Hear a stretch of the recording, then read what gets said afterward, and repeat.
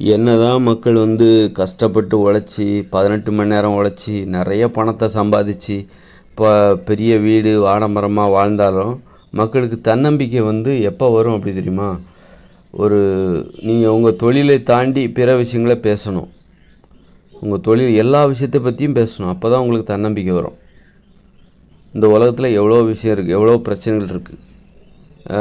எல்லா விஷயத்தை பற்றி நீங்கள் பேசணும், எல்லா விஷயத்தை பற்றி சிந்திக்கணும், எல்லாத்தையுமே நீங்கள் செய்யணும். ஒரு முழுமையான ஒரு வாழ்க்கை வாழணும். சிந்திச்சா மட்டும் போதாது, பேசினா மட்டும் போதாது, ஒரு முழுமையான ஒரு வாழ்க்கை வாழணும். அப்போ தான் உங்களுக்கு உங்கள் மேலே தன்னம்பிக்கை ஏற்படும். உங்கள் மேலே ஒரு மரியாதை ஏற்படும். எல்லா விஷயம்னா இப்போ டாக்டர் இருக்காருன்னு வச்சுக்கோங்க, முழு நேரமாக அவர் மருத்துவத்தை பற்றி தான் யோசிப்பார்.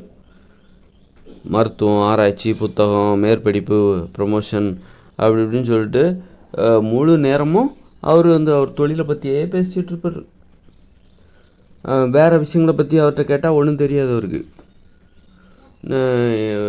பெண்ணடிமைத்தனம்னா என்ன, ஆணாதிக்கம்னா என்ன, அல்லது கடவுள்னா என்ன, அதெல்லாம் சிந்திக்கிறதுக்கு எனக்கு நேரம் இல்லைங்க அப்படின்னு சொல்லிட்டு அப்புறம் இங்கே உள்ள பிரச்சனைகளுக்கு என்ன காரணம் எதுவுமே அவருக்கு தெரியும். அவர் தொழிலை பற்றி மட்டும்தான் தெரியும். இப்படி தான் நிறைய பேர் இருக்காங்க. ஒரு பிஸ்னஸ்ன்னு போயிட்டாங்கன்னா அது ரொம்ப ரிஸ்க்கு. அதை பற்றியே யோசிச்சே ஆகணும், வேறு வழியே இல்லை. தினம் அதில் பயந்துக்கிட்டே இருக்கணும். கொஞ்சம் கவனக்குறைவாக இருந்தாலும் அவங்க தொழிலில் நஷ்டம் ஏற்படும். அதனால் அவங்க எப்போ வியாபாரிகள், பெரிய பிஸ்னஸ்மேன்லாம் என்ன பண்ணுவாங்க, எப்போ பார்த்தாலும் தொழிலை பற்றியே யோசிச்சுட்டு இருப்பாங்க. வேறு வழியே இல்லை, பயந்துக்கிட்டே இருப்பாங்க. ஏன்னா அதை கொண்டு போகணும், கரெக்டாக கொண்டு போகணும். சும்மா வேலை செஞ்சால் மாதம் சம்பளம் வர்ற மாதிரிலாம் கிடையாது. ரொம்ப ரிஸ்க்கு அதில் இருக்குது. அதனால் அவங்க எப்போதும் அதை பற்றி தான் யோசிப்பாங்க. 24 மணி நேரம் அதை பற்றி யோசிப்பாங்க, பிற விஷயங்களை யோசிக்க மாட்டாங்க. அப்படின்னா அவங்களுக்கெல்லாம் தன்னம்பிக்கை வருமானா, அந்த தன்னம்பிக்கை இப்போ அதில் ஒரு உண்மையான தன்னம்பிக்கை கிடையாது. அது நம்ம இன்றைக்கி நிறைய பணம் சம்பாதிக்கிறோம், நிறைய நேரம் வேலை பார்க்குறோம், 15 மணி நேரம் தினமும் வேலை பார்க்குறோம், 18 மணி நேரம் வேலை பார்க்குறோம், கண்ணு முழிச்சு வேலை பார்க்குறோம், பணத்தை சம்பாதிக்கிறோம், அதனால் ஒருத்தருக்கு தன்னம்பிக்கை வராது. அதை தாண்டி முழுமையாக இந்த வாழ்க்கையில் உள்ள முழுமையாக அனைத்து பிரச்சனைகளை பற்றி உங்களுக்கு ஒரு நல்ல ஒரு தீர்வு இருக்கணும், ஒரு அறிவு இருக்கணும், ஒரு தேடல் இருக்கணும். அப்போ தான் உங்களுக்கு தன்னம்பிக்கை வரும். நீங்கள் நிறைய பிரச்சனைகள், நிறைய தேவைகள் இருக்குது. நிறைய பிரச்சனைகளுக்கான காரணங்களை நீங்கள் ஆராயணும். எப்போ பார்த்தாலும் பணம்னு ஓடிட்டே இருந்தால் உங்களுக்கு தன்னம்பிக்கை வராது. நீங்கள் அது மாதிரி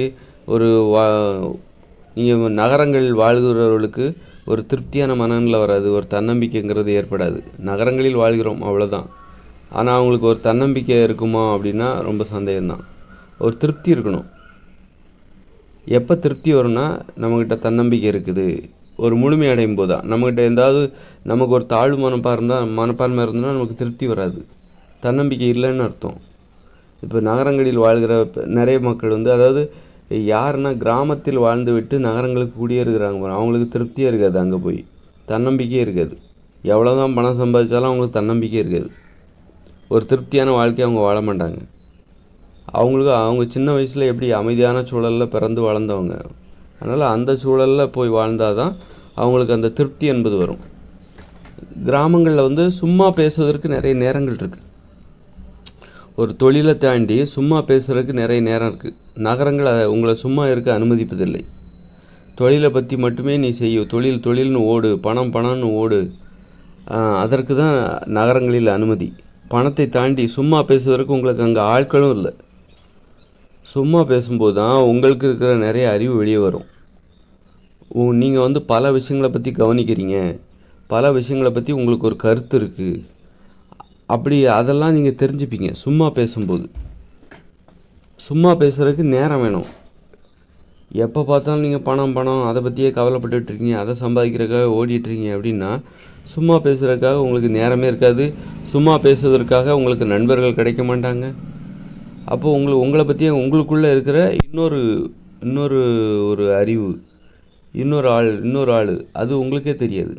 நமக்குள்ளே இப்படி ஒருத்தர் இருக்காரா, இப்படி ஒரு தேடல் இருக்குதா, நமக்குள்ளே இப்படி ஒரு அறிவு இருக்குதா அப்படிங்கிற அந்த இது வரும்போது தான் அப்போ நம்ம முழுமையாக யோசிக்கிறோம், எல்லா விஷயத்தையுமே கவனிக்கிறோம், இந்த உலகத்தில் உள்ள எல்லா விஷயத்தை பற்றியுமே கவனிக்கிறோம், எல்லாத்தையும் பற்றியுமே நமக்கு ஒரு அக்கறை இருக்குது அப்படிங்கிற அந்த புரிதல் இருக்குல்ல, அதுதான் உங்களுக்கு தன்னம்பிக்கை கொடுக்கும், தாழ்வு மனப்பான்மையை போக்கும். அதனால் வெறும் தொழில் பணம் அப்படின்னு மட்டுமே சிந்திக்காமல் நிறைய விஷயங்களை பற்றி நீங்கள் செய்யணும், நிறைய விஷயங்களை பற்றி யோசிக்கணும். நிறைய விஷயங்கள் வாழ்க்கையில் ஒரு முழுமையாக வாழ்வதற்கு முயற்சி பண்ணணும்.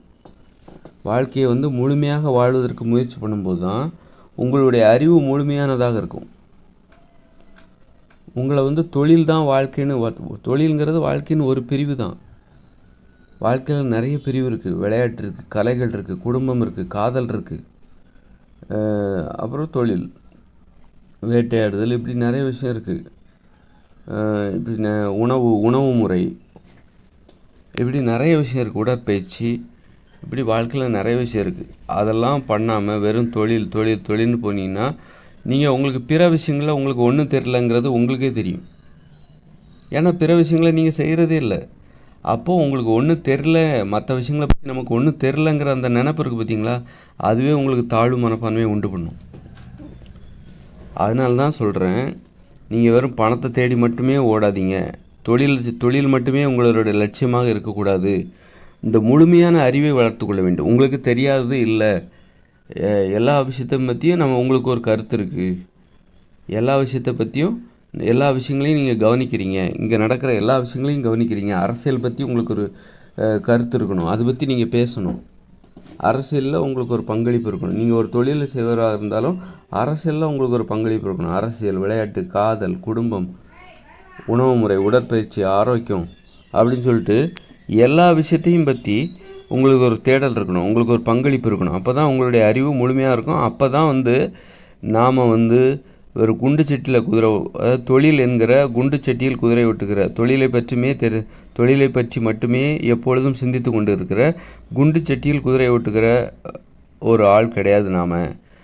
நாம் இந்த உலகத்தில் உள்ள எல்லா பிரச்சனைகளையும் பற்றி நாம் தேடுறோம், அது பற்றி சிந்திக்கிறோம், அது குறித்த ஒரு செயல்பாடு இருக்கிறது, கோபம் இருக்கிறது.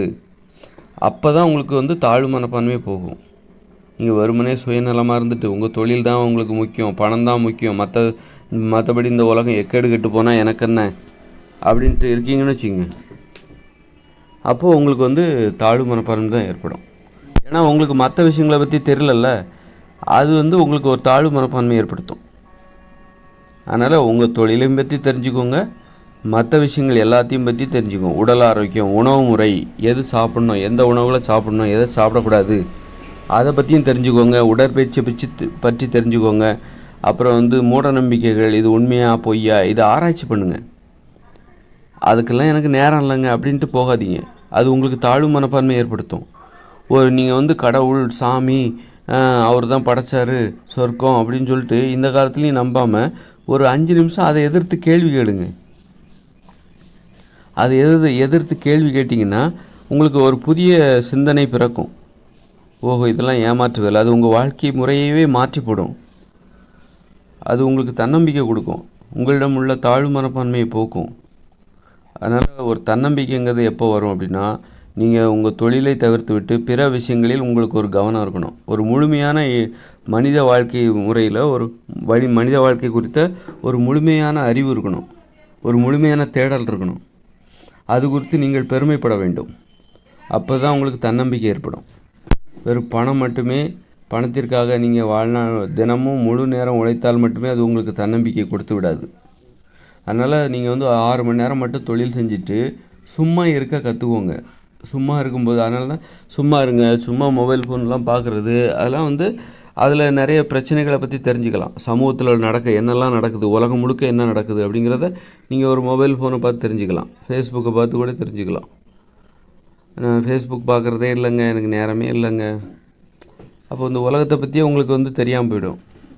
நியூஸ் பேப்பர் படிக்கிறதில்ல, நியூஸ் கேட்குறதில்ல, என் வேலை செய்கிறதுக்கே எனக்கு நேரம் சரியாக இருக்குது அப்படின்னா அந்த உலகத்துலேருந்து நீங்கள் விடுபட்டீங்க. உலகத்தில் என்ன நடக்குது, அன்னன்னைக்கு என்ன நடக்குதுங்கிறது தெரியாமல் போயிடும். அது நடக்கிறது தெரியும் போது அது குறித்து உங்களுக்கு ஒரு அறிவு வளரும், அது குறித்து உங்களுக்கு ஒரு கருத்து ஏற்படும். அந்த கருத்தை வந்து நீங்கள் யார்கிட்டயா பதிவு செய்யணும். அப்போ அதுக்கு வந்து நீங்கள் என்ன பண்ணணும், பதிவு செய்வதற்கு ஒரு நேரத்தை ஒதுக்கணும். அப்போ நீங்கள் செய்கிற தொழிலை 6 மணி நேரத்தோடு நிறுத்திக்கணும். அப்போ சும்மா மீதி நேரம் நீங்கள் சும்மா இருக்கணும்னு நினச்சிக்கோங்க. அல்லது விளையாடணும், ஓடணும், ஆடணும், இந்த மாதிரி காதல் பண்ணணும், இந்த மாதிரி நினைக்கும்போது நீங்கள் ஒரு முழுமையான அறிவுடையவராக இருப்பீர்கள். அப்போ தான் உங்களுக்கு நீங்கள் பகுத்தறிவு உடையவர். உங்கள் வாழ்க்கை பகுத்தறிவு சார்ந்ததாக இருக்கிறது. அப்போ தான் உங்கள்கிட்ட தாழ்வு மனப்பான்மை இருக்காது.